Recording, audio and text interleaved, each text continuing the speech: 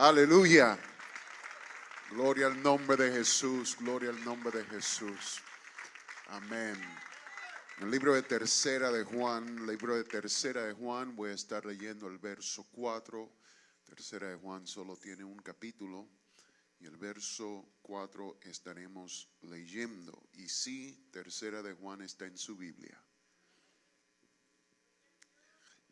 Tercera de Juan, capítulo 1, verso 4. Dice así la palabra del Señor en el nombre de Jesucristo. No tengo yo mayor gozo que este, el oír que mis hijos andan en la verdad. No tengo yo mayor gozo que este, el oír que mis hijos andan en la verdad. Hoy en día quisiera predicarles con este título, mi mayor gozo. Mi mayor gozo. Gracias, Señor, te doy por tu palabra. Y pido, Señor, en este día que seas tú, Señor, poniendo en mí aliento de vida, la unción que proviene del cielo, y que pueda predicarla con la libertad, Señor, que solo tú puedes darnos. En el nombre poderoso de Jesucristo. Amén y amén. Dios les bendiga y puede tomar su lugar en esta mañana. Mi mayor gozo. Todos hemos escuchado de la gran comisión, ¿verdad que sí? La gran comisión, según Mateo 28:19, dice que debemos ir y hacer discípulos a todas las naciones, bautizándolos en el nombre del Padre, Hijo y del Espíritu Santo, y enseñándolos a que guarden todas las cosas que os he mandado. Esa es la gran comisión. Y me estoy dando cuenta que aunque frecuentemente somos fieles a esa primera parte de la gran comisión, es decir, al evangelismo, pues estamos bautizando a muchas personas de una manera imprescindible. Mas sin embargo hemos descuidado la segunda parte de la gran comisión. Y esa segunda parte de la gran comisión tiene que ver con el hacer discípulos. Pues el verso termina dándonos esta segunda parte, que es poco practicada. Dice, enseñándolos a que guarden todas las cosas que os he mandado. Hay muchos bautismos, pero pocas enseñanzas. Enseñanzas a observar los mandamientos del Señor. Este es lo que yo le llamo la gran omisión dentro de la gran comisión. Hemos fallado en lo que se llama el discipulado. Hemos omitido el discipulado de la gran comisión. Pero en esta mañana yo quisiera traer a luz al grupo al cual más hemos omitido de la gran comisión. Gracias a Dios, el evangelio ha llegado a algunos de los lugares más remotos del mundo. Se ha predicado el evangelio en los desiertos del Sahara, a tribus primitivas también, viviendo por el río Amazonas en la jungla de Brasil. Hasta allá ha llegado el evangelio. Y en las montañas de Perú, al igual que en medio de temperaturas bajo el nivel de congelamiento, a las tribus de esquimales de Alaska, allí también se les ha predicado el evangelio. En el Medio Oriente, allá ha llegado la palabra del Señor. En medio de grupos antagonistas al evangelio, allá también ha llegado la palabra del Señor. Gracias a Dios, el Señor me ha dado el privilegio de ir a muchos de estos lugares.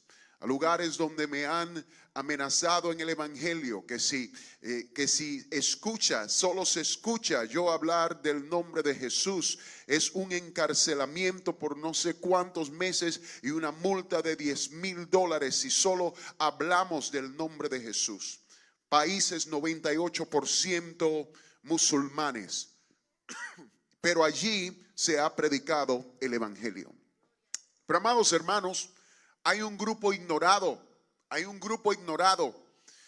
grupo frente a nuestros ojos diariamente, a los cuales pasamos por alto a menudo.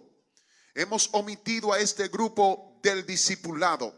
Este grupo no es extranjero, este grupo no se necesita pasaporte para ir a visitarlos, no se necesita vacunarse usted para ir a este país, a ir a visitar a este grupo. Este grupo, aunque se ha predicado el evangelio en todas partes del mundo, Pero este grupo que está aquí es un grupo bastante ignorado. Y damas y caballeros, este grupo se llama mi familia. Mi familia. Usted sabe, nos olvidamos muchas veces que ese bebé que nació en su hogar, después de entrar a la edad de la conciencia, no es salvo simplemente porque vive en su casa y porque usted tenga una relación con Dios, ni porque usted tenga un ministerio. Dios no tiene nietos, Dios solo tiene hijos. Gloria a Dios. La palabra de Dios responsabiliza individualmente a todos los hombres, no importando de qué familia ellos lleguen. Por tanto, todos han pecado y están destituidos de la gloria de Dios. Y si hay alguien que necesita ser evangelizado, son mis hijos. Si hay alguien que necesita ser discipulado, es mi familia. Si hay alguien que necesita ser estimulada para el ministerio, es su esposa. Si hay alguien que necesita entender el evangelio claramente, es tu esposo. Amados hermanos, tu familia es tu primer ministerio. Tu familia es tu primer campo blanco. Tu familia es donde el Señor primero te ha llamado. Gloria al nombre del Señor Jesucristo. Es que, mis hermanos, antes que hubiera una iglesia, hubo una familia. Antes que hubiera un pastor y un altar y un edificio y una junta directiva y un grupo de amistad, hubo una familia. Antes que hubiera una Biblia, hubo una familia. Antes de los 10 mandamientos, hubo una familia. La familia siempre viene primero en las Sagradas Escrituras. Y muchas veces nos hacemos de cuenta que la iglesia debería ser el modelo de la familia. Y algunos dicen, deberíamos organizar a nuestras familias según el modelo de la iglesia. Pero cuando pensamos de esa manera, no captamos el verdadero modelo de Dios.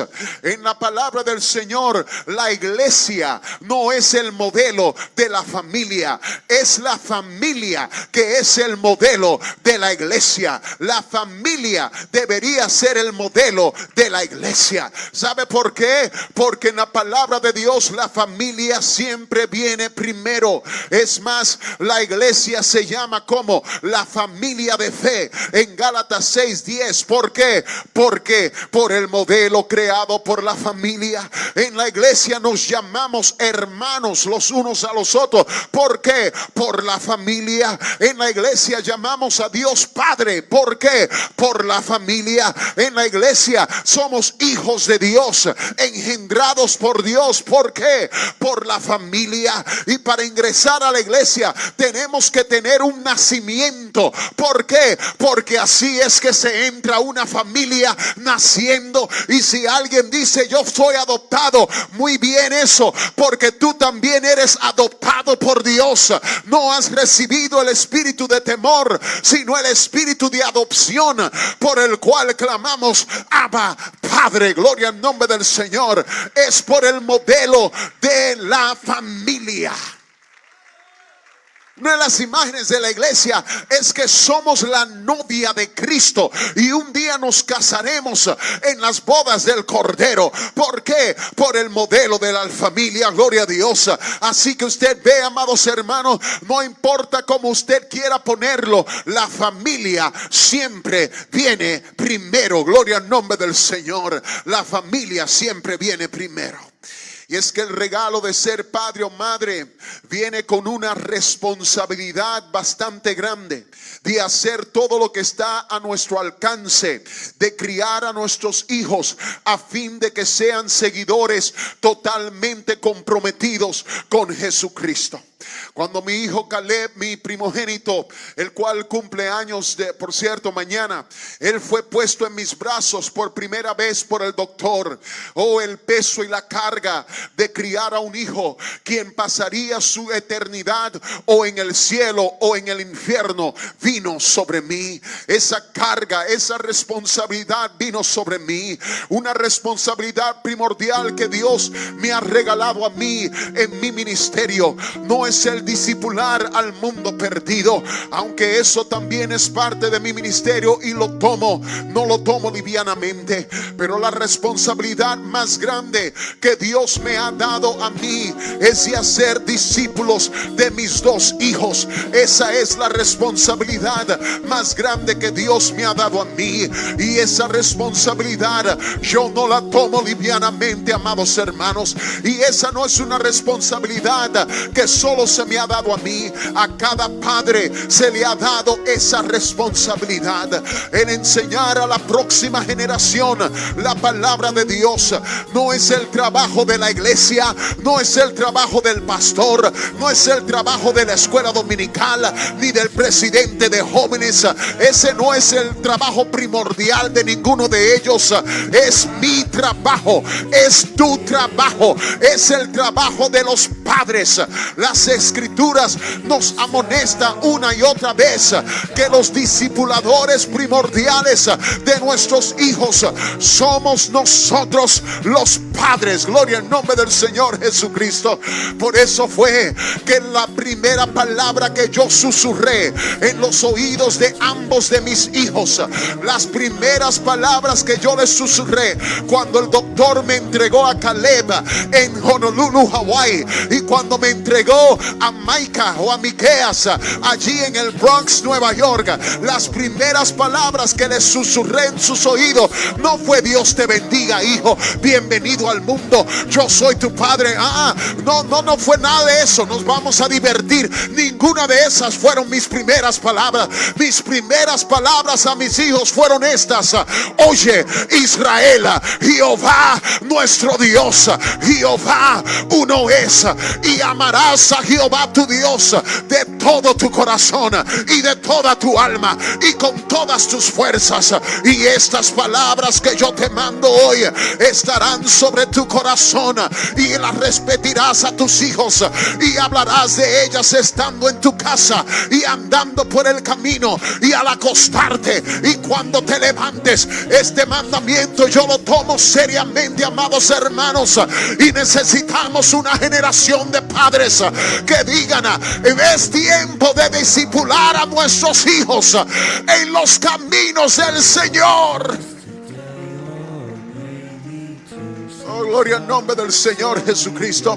Por eso se dice en la tradición que cuando los israelitas le enseñaban el Torah a sus bebés, gloria a Dios, agarraban un poco de miel en su dedo, en la punta de su dedo, y se lo ponían en la lengua del niño y le decían: Shema Israel, Adonai Eloheinu, Adonai Echad. Shema Israel, Adonai Eloheinu, Adonai Echad. ¿Sabe por qué? Porque ellos querían que esos bebés asociaran la palabra de Dios con lo que es dulce, con lo que es bueno, con lo que es satisfacente. Gloria al nombre del Señor. Oh Señor, danos un fuego, danos una pasión, danos un deseo de discipular a nuestros hijos con esa misma creatividad.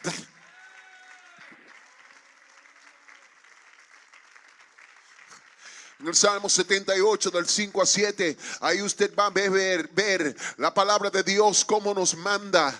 Dice: Él estableció testimonio en Jacob y puso ley en Israel, la cual mandó a nuestros padres que la notificasen a sus hijos, para que lo sepa la generación venidera, y los hijos que nacieran y los que se levantaran lo cuenten a sus hijos, a fin de que pongan en Dios su confianza y no se olviden de las obras de Dios, que guarden sus mandamientos.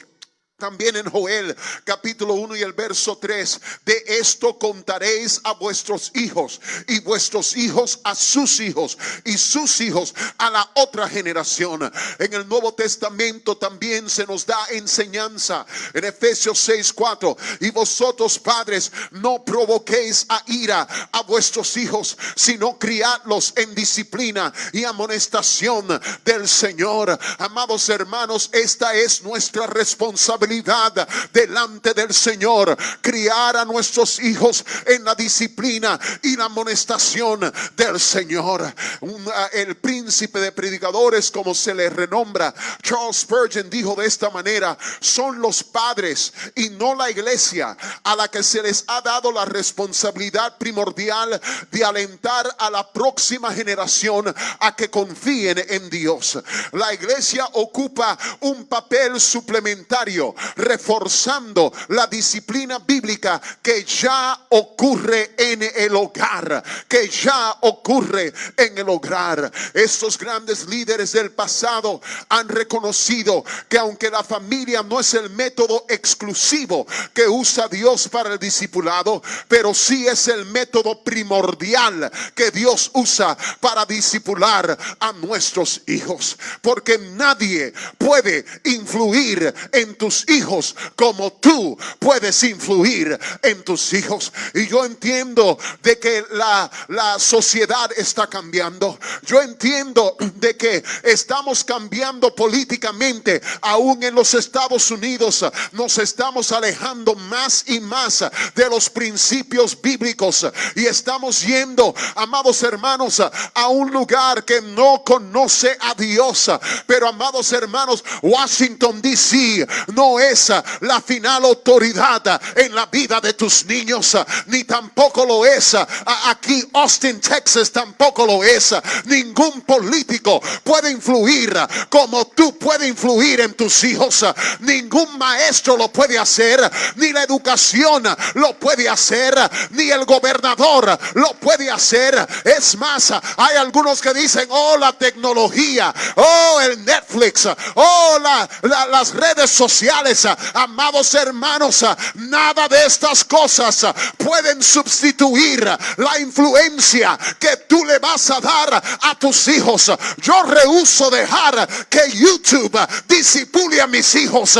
Yo rehúso dejar que el Instagram y el Facebook y el Snapchat sean los discipuladores de mis hijos. Yo tomo esta responsabilidad hoy.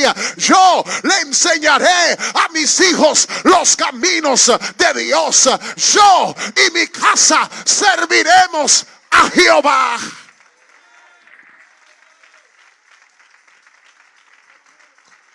Nadie puede influir en tus hijos como tú lo puedes hacer. El sociólogo Christian Smith hizo una encuesta profunda a más de 3,000 adolescentes, conduciendo más de 250 entrevistas. Y su conclusión fue la siguiente: la mayoría de adolescentes y padres no se dan cuenta de esto, pero los estudios de sociología sugieren que la influencia social más importante en desarrollar las vidas religiosas de nuestros jóvenes es la vida religiosa modelada y enseñada por los padres en el hogar. La vida religiosa modelada y enseñada por los padres en el hogar. Hermanos, es que, como dice el proverbio chino, una generación planta los árboles y la próxima generación disfruta de su sombra. Una generación planta los árboles y la próxima generación disfruta de su sombra. Hermanos, el tipo de sombra que tus hijos disfrutarán mañana será provista por el tipo de árbol que tú estés plantando hoy. Gloria a Dios. El tipo de sombra que tus hijos disfrutarán mañana será provista por el tipo de árbol que tú plantes hoy.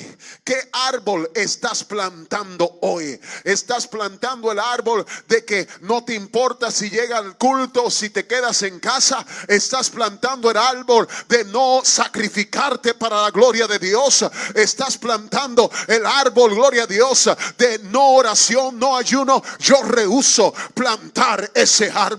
Yo me voy a plantar el árbol del ayuno, el árbol de la oración, el árbol de la disciplina espiritual, el árbol de la alabanza, el árbol del discipulado, el árbol del evangelismo, el árbol de la sana doctrina y la palabra de Dios. Planta árboles saludables que tus hijos disfrutarán mañana de su sombra. Y muchos dirán: pero para eso está la iglesia, predicador. Para eso está la escuela dominical. Para eso está el pastor de jóvenes, por eso es que yo los llevo, para que ellos hagan el trabajo. Hermano, déjeme decirle algo, no podemos seguir subcontratando nuestra responsabilidad de discipular a nuestros hijos a la iglesia. No se la podemos subcontratar a ellos, gloria a Dios. ¿Sabe por qué? Porque yo nunca dejaría que otro hombre le enseñe a mi hijo a afeitarse o a manejar un carro o a jugar pelota o a estar por allí, cómo vestirse. Yo nunca le dejaría a otro hombre enseñarle a mi hijo cómo abrirle una puerta a una dama, cómo pararse cuando hay una dama o un anciano que necesita un asiento. Yo nunca le dejaría, esa es mi responsabilidad. Yo nunca dejaría que otro hombre esté allí, gloria a Dios, en la boda de mis hijos o en el cumpleaños de ellos. Esa es mi responsabilidad, de yo tomar control sobre esas cosas. Pero entonces, ¿por qué se nos hace tan fácil entonces dejar que sean otros hombres y mujeres que enseñen a nuestros hijos a vivir para Dios? Esa también es mi responsabilidad. Es mi responsabilidad decirle a ellos: bienaventurado es el varón que no anduvo en consejo de malos, ni en silla de escarnecedores se ha sentado, gloria a Dios, sino que en la ley de Jehová está su delicia, y en su ley medita de día y de noche. Será como árbol plantado junto a corrientes de agua, que da su fruto a su tiempo y su hoja no cae, y todo lo que hace prosperará. Esa es mi responsabilidad. Nuestro texto, el escritor dice: no tengo yo mayor gozo que este. ¿Cuál es tu mayor gozo, escritor? El oír que mis hijos andan en la verdad. El oír que mis hijos andan en la verdad. De seguro que aquí Juan estaba hablando de sus hijos espirituales. Pero, amados hermanos, les voy a decir algo. Lo que yo sí sé, yo no sé de quién estaba hablando Juan, pero yo sí sé es que este también es mi mayor gozo. Yo quiero que mis hijos vivan para Dios. Si mis hijos pierden la corona de vida, es que si mis hijos pierden la corona de vida, será de muy poca consolación el que hayan alcanzado laureles en la literatura y en la matemática. Si mis hijos pierden la corona de vida, a mí no me importa cuántos trofeos hayan sacado en los deportes o premios decorosos en la arquitectura. A mí no me importa nada de eso si pierden la corona de vida. Y todo padre tendrá que terminar esa oración, la de Juan. No tengo yo mayor gozo que este, el oír que mis hijos, que para muchos dicen, el oír que mis hijos se han casado bien con una buena mujer. Ese es un gran gozo, pero ese no es mi mayor gozo. Para otros es que mis hijos se gradúen de la universidad y sean ciudadanos ejemplares en su país. Ese es un gran gozo y lo debes tener, pero ese no es mi mayor gozo. Para otros es que mis hijos tengan dinero y puedan salir adelante en este país y vivir el sueño americano. Ese es un gran gozo, pero ese no es mi mayor gozo. Mi mayor gozo es el mayor gozo de Juan.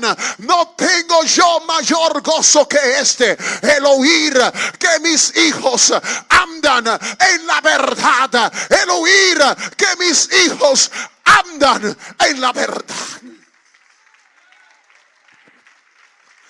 Para mí el mayor gozo fue 3 años atrás yo poder bautizar a ambos de mis hijos en el dulce nombre del Señor Jesucristo y escucharlos decir que servirían a Jehová por toda su vida. Seguiré a mi Jesús, pues para mí lo del mundo se acabó. Ese es mi mayor gozo. Mi mayor gozo es hace 2 semanas atrás estar en la audiencia y escuchar a mi hijo Caleb predicar su primer sermón en un servicio. Ese es mi mayor gozo. Mi mayor gozo es llegar a la casa y ver a mis hijos orando y estudiando la palabra. Ese es mi mayor gozo. Gracias a Dios por su estudio. Gracias a Dios por los deportes. Gracias a Dios por todo lo demás.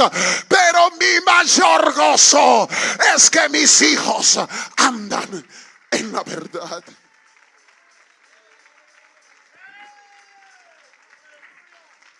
Gloria a Dios. Es que cuando Dios decidió escoger a una nación a fin de interactuar por medio de ellas con el mundo, el Señor escogió a un hombre llamado Abraham para que sea el padre de esa nación. Abraham no era el tipo de hombre que nosotros escogeríamos primero para ser padre de una gran nación. Abraham tenía 75 años de edad cuando el Señor lo llamó. Venía de una nación bastante idólatra y tenía una mujer estéril. ¿Y por qué escogió Dios a Abraham? De todos los hombres fuertes, jóvenes, pudientes, educados, viriles, con esposas jóvenes que no eran estériles, ¿por qué escogió Dios a Abraham?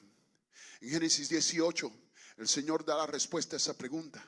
Y Jehová dijo: ¿encubriré yo a Abraham lo que voy a hacer, habiendo de ser Abraham una nación grande y fuerte, y habiendo de ser benditas en él todas las naciones de la tierra? Y aquí está, esta es una pregunta que el Señor hizo, no buscando respuesta, pero esta pregunta Él la hizo y Él mismo la contesta, y Él dice: porque yo sé que mandará a sus hijos y a su casa después de sí, que guarden el camino de Jehová. La razón por la cual el Señor escogió a un anciano con un cuerpo, según Romanos 4, como que si estuviese muerto, es porque sabía que podía confiar en Abraham, en mandar a sus hijos y a su casa después de él. Oh, cuando el Señor salió a buscar un líder para su pueblo, un padre para su nación, un pastor para su rebaño, Él no buscó grandes cualidades de negocio, Él no buscó gran habilidad oratoria, Él no buscó grandes cualidades de organización. No, Él buscó a un padre que supiera enseñar a sus hijos sus preceptos. Oh Señor, levanta padres en esta última generación que sepan enseñar a sus hijos tus preceptos. La palabra del Señor nos dice: si alguno anhela obispado, buena obra desea. Pero es necesario que el obispo siendo pastor, pero hoy en día yo quiero agrandar esta definición, no solamente al pastor, pero quiero decir que cualquier persona que desea ser líder, dice: sea irreprensible, marido de una sola mujer. Escuche esto. Y esto simplemente quiere decir, la formación que tiene en el griego quiere decir un hombre casado con una sola mujer, en el sentido de que no sea mujeriego, que no esté casado con varias mujeres, o que no esté andando por allí, gloria a Dios, con esta y la otra. Que sea un hombre de casa, que sea un hombre sobrio, prudente, decoroso, hospedador, apto para enseñar, no dado al vino, no pendenciero, no codicioso de ganancia deshonesta, sino amable, apacible y no avaro. Y escuche esta, porque muchos ignoran este punto. Dice: y que gobierne bien su casa, que tenga sus hijos en sujeción con toda honestidad, pues el que no sabe gobernar su propia casa, ¿cómo cuidará de la iglesia de Dios? Hay muchos que quieren ser líderes por ahí diciendo: Señor, si yo no tuviera esposa, tuviera más tiempo para el ministerio. O si yo no tuviera hijos, tuviera más tiempo para el ministerio. Y el Señor te está respondiendo: hijo, si quieres ser mejor líder, entonces compruébamelo de la manera en que gobiernas a tu familia. cómo amas a tu esposa, cómo le enseñas a tus hijos, con qué temperamento contestas en situaciones difíciles. De esa manera es que Dios determina la idoneidad de tu ministerio. ¿Está escuchando lo que estoy diciendo? Fue un día precioso. Yo llegué a Argentina, Bahía Blanca específicamente, en el año 2013. Por años una afección muy bonita se ha desarrollado entre mi persona y Argentina. ¿Por qué? Porque Argentina fue el primer lugar donde yo salí a predicar internacionalmente, una convención de jóvenes. Y este fue el primer lugar. Yo nunca había salido antes a predicar internacionalmente y este fue el primer lugar y me enamoré del lugar. Me encanta el pueblo argentino, me encanta la cultura, me encanta el asado. La carne del argentino no se puede encontrar en ninguna otra parte. Yo sé que ustedes tienen la carne asada, pero no se compara. Todo el aspecto de la cultura argentina a mí me encantó, excepto lo que le llaman el mate. Mate. Mate es un té que le dan rico en cafeína, que es compartido en atmósferas sociales. No es que el té sea malo. Lo que pasa es que la primera vez que a mí fueron a darme mate, entramos a un hogar de unos hermanos ahí, saludamos y todo muy precioso. Todos se sentaron socialmente en una ronda así, y estábamos sentados y estábamos hablando y todo iba bien. Pero yo vi cómo agarraron este té, este mate, lo pusieron ahí en su frasco de metal y con un sorbete de metal, todo el mundo en esa ronda empezó y se lo pasaba a su prójimo. Y agarraba el otro y se lo daba al otro. Y la gente hablando y yo no escuchaba ni una palabra. Yo solo miraba como eso venía hacia donde mí. Y cuando yo miraba ese proceso, cómo llegaba lentamente a donde yo estaba, yo miré a mi derecha a ver de quién voy a tomar yo. Cuando miré, había una hermanita preciosa como de 85 años sin dientes. Y cuando llegó ese mate, yo dije que le den mate a otro. Gracias. Yo prefiero la vida. Pero ¿qué sucede? De que llegué aquí a esta región de Bahía Blanca. Bahía Blanca no es Buenos Aires. Buenos Aires es una ciudad increíble. Tiene un parecido a las grandes ciudades en Europa. Es más, se parece mucho a Europa cuando uno está ahí en Buenos Aires, Argentina. Pero esta región es un poco más tranquila, un poco más limpia, mucho más, la sociedad no está tan aprisa y me encantó este lugar.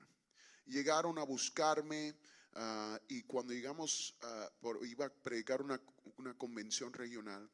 Y cuando llegamos, no fue allí en Bahía Blanca que íbamos a predicar. Ya yo pensaba que estaba en el campo.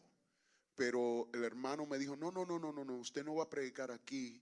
Vamos a ir de camino, creo que 1 hora y media. Tenemos que ir de camino al campo. Y ya yo pensaba que estaba en el campo, pero no íbamos a ir al campo. Dije, bueno, está bien. Y cuando empezamos por ahí me di cuenta, wow, esto va a ser un poco difícil. ¿Sabe por qué? Porque lentamente los edificios se iban desvaneciendo. Y después las casas se fueron. Y después hasta el pavimento también se fue. Y después yo creo que hasta la civilización empezó a irse hacia allá atrás.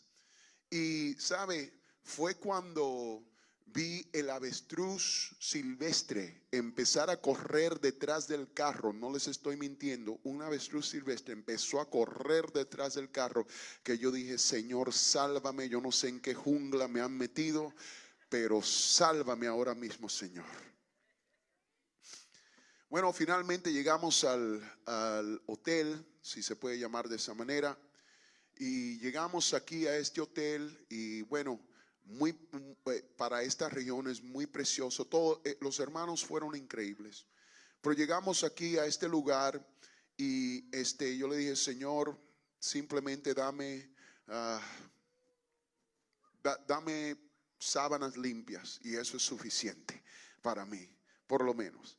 Y bueno, el Señor tiene un sentido de humor porque eso es exactamente lo que me dio. Y ya, sábanas limpias.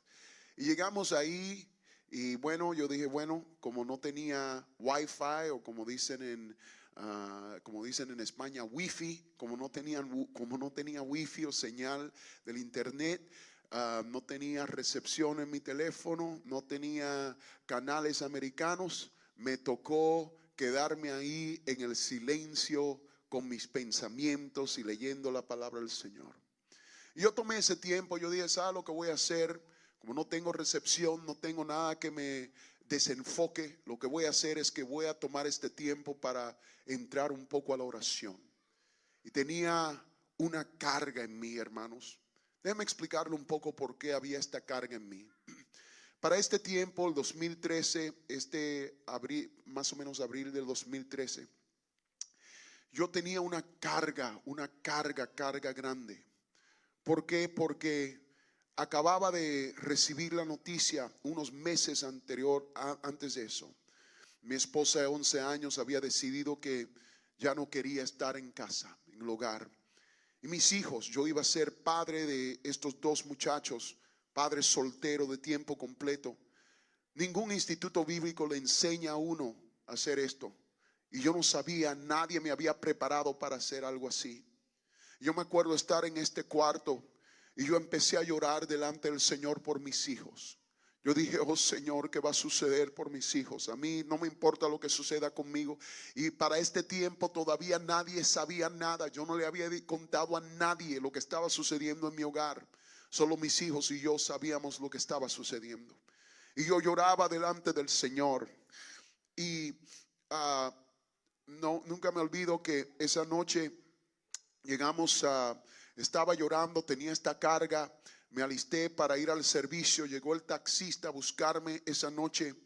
Y déjeme decirle algo, estaba lloviendo, estábamos tarde y le habían dado instrucción que tenía que darle con todo para llegar al culto esa noche. Y yo solo me acuerdo en un campo donde no hay luz, la única luz es la luz del carro, y en una vía donde solo cabía un carro, y cuidado, si cabía el carro. Y habían hoyos en la carretera que parecían, amados hermanos, el Gran Cañón de Arizona. Gloria a Dios. Casi como el estacionamiento de aquí de este lugar. Gloria a Dios. Pero déjeme decirle que habían hoyos grandísimos en la carretera. Pero este taxista, yo miré bajo una lluvia, una tormenta, lluvia, lodo por toda parte y una vía que solo cabía un carro más o menos. Este taxista iba a 85 millas por hora. Yo miré, déjeme decirle algo, yo cerré los ojos porque estaba seguro que cuando los abriera de nuevo iba a ver al padre Abraham. Gloria a Dios. Yo cerré los ojos, yo dije, ay Señor, ay de mí, perdóname por todos los pecados que he cometido. Yo estaba seguro que ese día iba a ser el final. Y sabe algo, que me di cuenta que esa vía no era de una vía solamente, porque las luces que venían hacia nosotros del otro lado venían demasiadas recias. Yo dije, pero este va a virar a una parte porque no hay espacio. Yo no sé cómo ellos no pararon, pero en una carretera donde solo cabía un carro, yo solo sé que yo cerré los ojos y yo no sé qué salió de mi boca. Yo creo que hasta hablé en lenguas, pero algo sucedió. Y pasamos y seguimos. Y yo dije, Dios mío, yo no sé. Cuando yo miré el que estaba manejando, yo, ¿está bien todo, pastor? Yo dije, sí, amén, hermano. Pero, hermanos, dentro de mí el corazón me hacía así. Yo no sabía si iba a llegar o si no. Y finalmente llegamos. Cuando llegamos al culto esa noche, bueno, me pasaron y yo fui a predicar, y cuando fui a predicar allí, qué preciosa la atmósfera, qué precioso el lugar y los hermanos. Pero fui a predicar y mientras trataba de leer mis notas, solo seguía llorando y llorando y llorando, y no sabía por qué, porque no quería llorar, pero los ojos, habían algo que irritaba mis ojos y no sabía lo que estaba sucediendo. Y yo decía, Señor, ¿qué está sucediendo? Ni podía leer mis notas, y toda esa noche la pasé y fue difícil para mí. Y cuando terminó todo, oramos por los hermanos, pero todavía habían lágrimas. Y fui y después del servicio le dije a todos los hermanos que estaban allí, al pastor, le dije, pastor, algo está sucediendo y creo que necesito un médico o algo, porque desde que he llegado aquí todas las lágrimas se me están brotando y no sé por qué. No es que quiera llorar y nunca me ha sucedido esto y no sé. Y ahí me estaba limpiando y el pastor empezó a reírse a carcajadas. Yo dije, pero qué es chistoso, pastor, no es en serio, no, mire mis ojos. Y él empezó a reírse. Yo dije, pero qué pasó. Y el pastor llamó a sus amigos, a los otros. Pastor le dijo, hermanos, vengan aquí. Y le dijo, pastor, dígale lo que me acaba de decir a mí. Y yo les dije también, no sé, creo que necesito un médico. Estoy aquí, unas lágrimas y no puedo. Y todos empezaron a reírse. Yo dije, bueno, seré que yo soy el payaso, no sé qué está sucediendo aquí. Y bueno, el pastor después me explicó y me dijo, no, hermano, lo que sucede es que usted ha llegado a una región donde solo se cultiva la cebolla.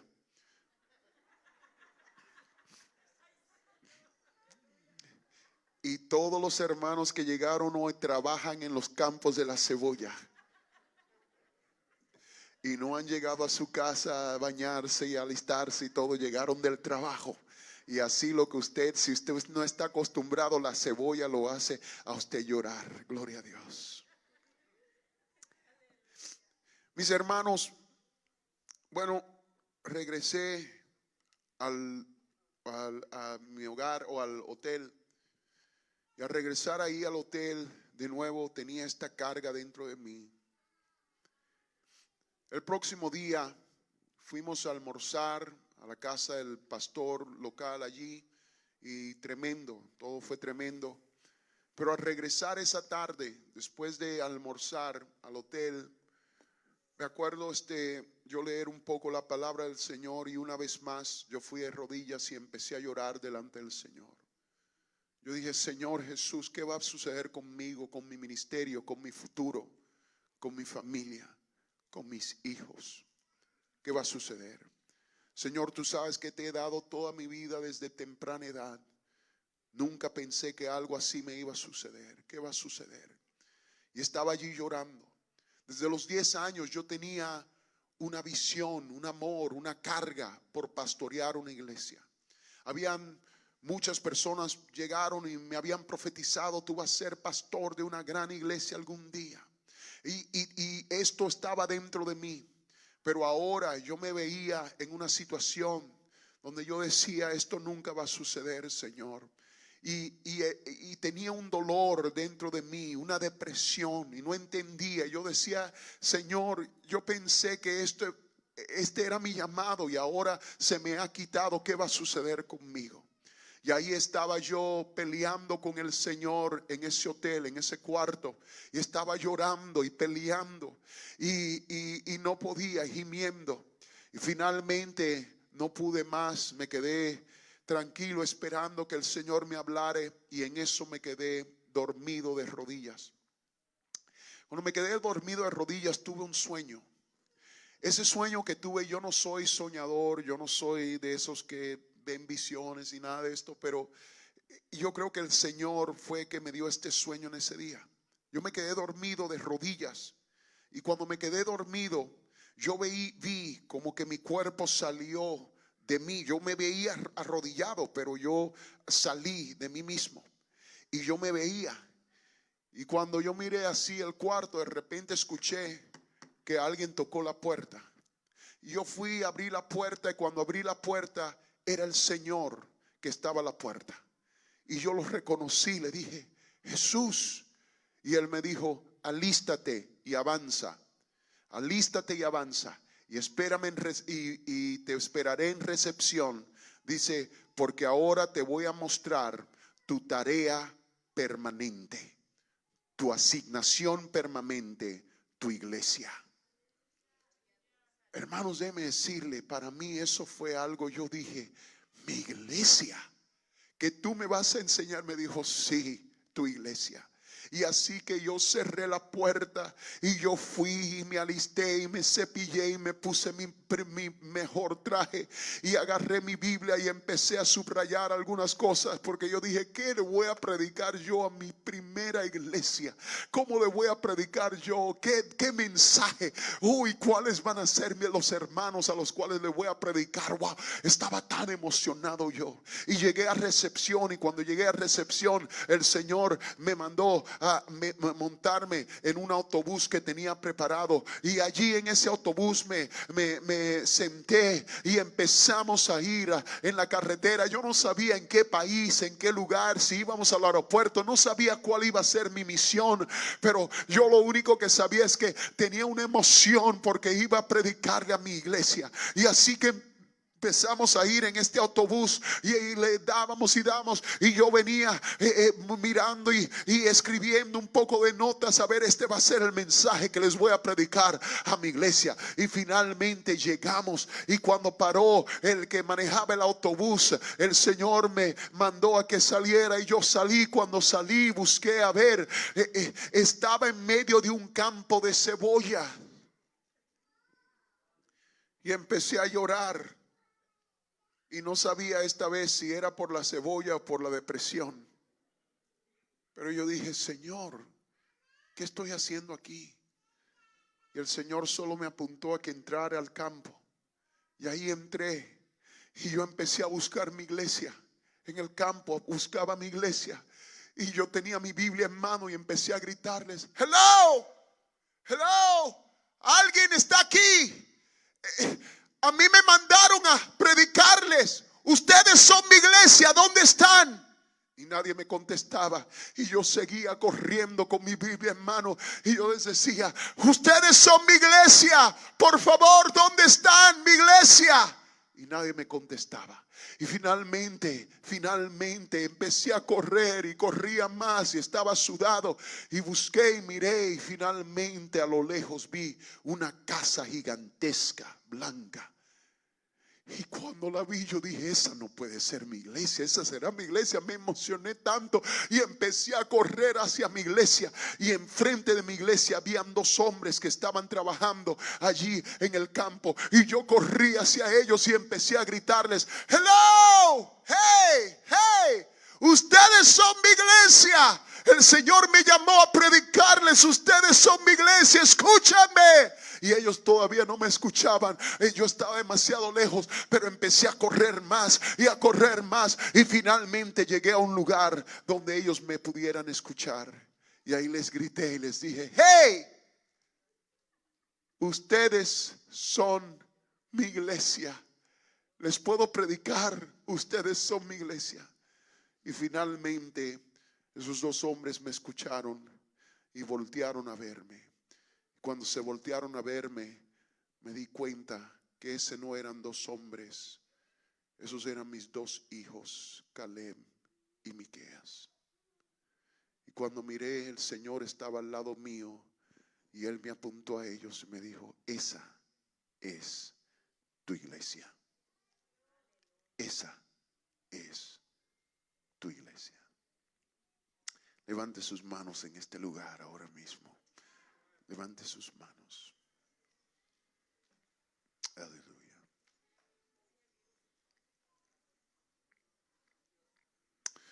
Señor, en esta mañana hay una responsabilidad demasiado grande que tú has puesto dentro de cada padre. Es la responsabilidad de criar a sus hijos en el amor del Señor, la doctrina y en la casa de Dios. Y yo pido, Señor, que tú pongas esta responsabilidad grande en nosotros, una pasión, un fuego en nosotros de hacerlo.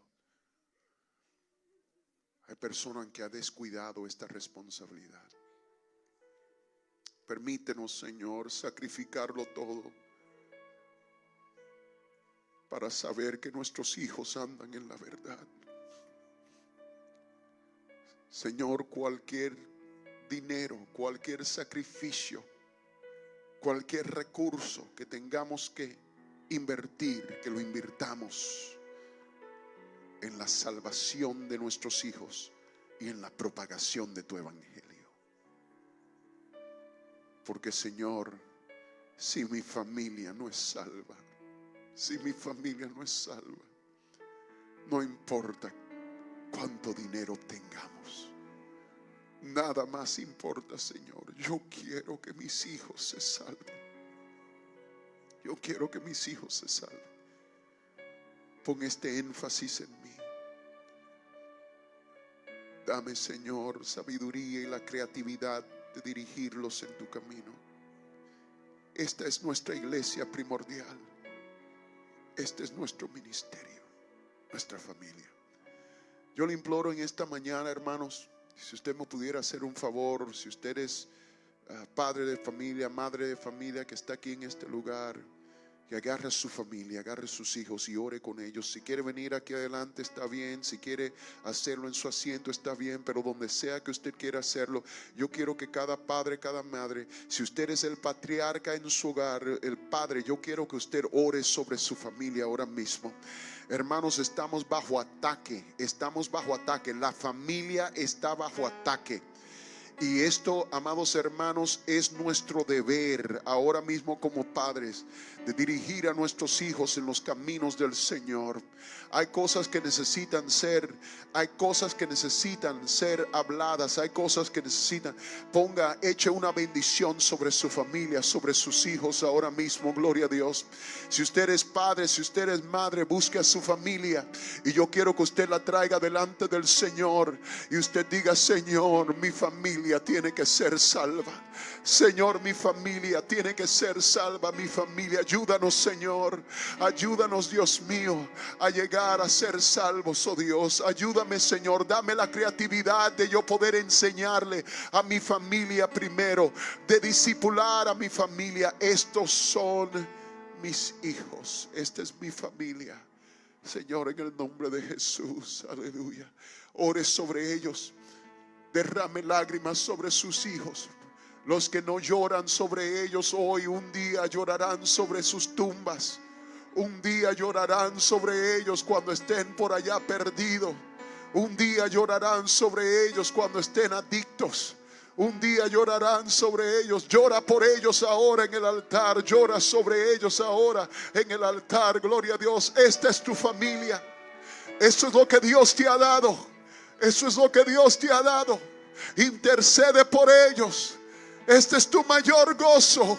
Este es tu mayor gozo. Que le sirvan a Dios. Que le sirvan a Dios. Oh Señor.